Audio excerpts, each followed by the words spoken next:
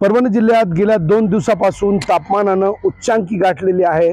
परभणीत काल आणि आज 2 दिवस सलग 44 अंश इतका तापमानाची नोंद या ठिकाणी करण्यात आलेली आहे।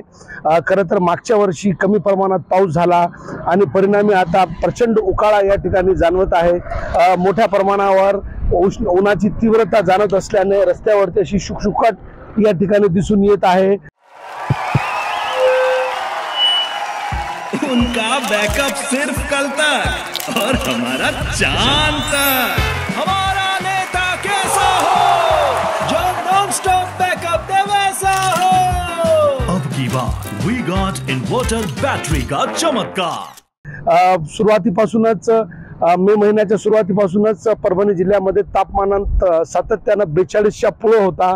मात्र आता गेली 2 दिवसापासून तापमानामध्ये प्रचंड वाढ या ठिकाणी नोंद करण्यात आलेली आहे। त्यामुळे भाइयों बहनों, उनके राज में पावर रहे अनस्टेबल और हम रखे सब स्मूथ और स्टेबल।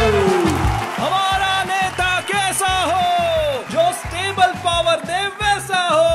अब की बार वी गॉट एसी स्टेबलाइजर का चमत्कार। प्रशासनाकडून या ठिकाणी काम नसेल तर घराबाहेर न पडण्याचा सूचना या ठिकाणी जिल्हावासियांना देण्यात येत आहे।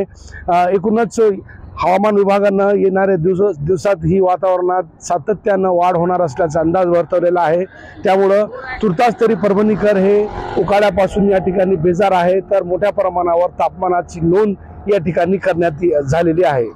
कॅमेरा पर्सन किशन इक्करसह नजीर खान, TV9 मराठी, परभणी।